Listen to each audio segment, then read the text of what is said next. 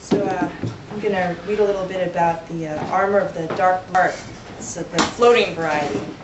And I didn't discover it. All this was relayed to me, so we'll get to that later. So some of it is up for dispute, but I believe that most of it is true. This aquatic flora is known to mimic its crustacean neighbors in an effort to outsmart its predators, mostly the 12-horned elk and purple-billed waterloon. Thus, a single Amoria navum consists of one pearlescent exoskeleton-like body, which may be ringed by chartreuse-colored streamers resembling kelp. The body of the plant, whose color is determined by the reflexive angle of the sun and or moon, houses a phosphorescent ruby-colored liquid scientifically known as hydropollen. All specimens carry hydropollen and pollinate each other through beautiful firework-like eruptions from the volcanic crater, which is the only part of the plant that lies above water. Note, though Amoria navum carry hydropollen, reproduction is not asexual, it is simply a genderless plant. They usually exist in familiar clusters. In a familiar cluster, individuals will bind themselves to each other by weaving their kelp-like extremities together. Water temperature determines the geometric pattern of a family cluster. Frigid water can create linked figure eights or concentric circles, while tepid waters have created elaborate tessellated patterns. Their life cycle. When a hydropollen eruption occurs, the ruby liquid solidifies upon contact with the water.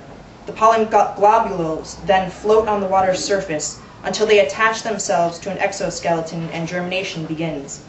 Hydropollen eruptions are triggered by atypical motion of the water. This can mean as little as a wake created by a fishing boat, though procreation is more often prompted by violent marine movements like whirlpools and tsunamis. For this reason, fewer than 1,500 have been noted to exist to this date.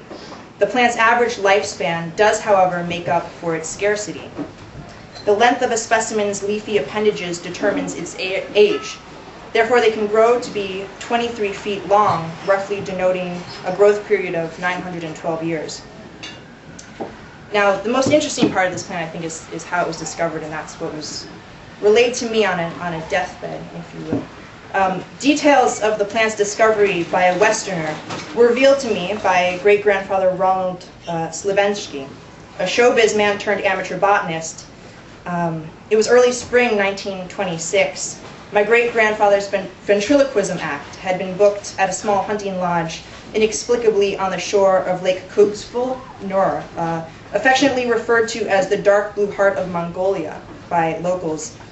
Papa Slavensky had traveled all the way from Coney Island, Brooklyn to perform. You can imagine he was pretty talented to make it all the way to Mongolia. And there, he was not accustomed to blustery Mongolian springs, and he fell ill with a strain of pox before opening night. The wives of the lodge members wrapped his wrists with rags soaked in the ruby hydropollen and boiled it into a murky broth, which Papa Slavensky drank. He was cured. In thanks, he joined the men of the lodge in a ceremonial nude swim in the lake waters inhabited by the plant.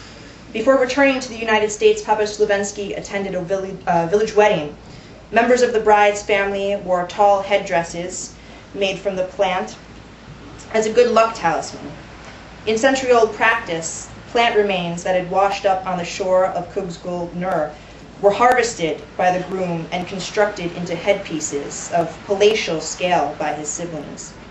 Before his death, Papa Slavensky confided in me that the experience opened his eyes not only scientifically, but spiritually.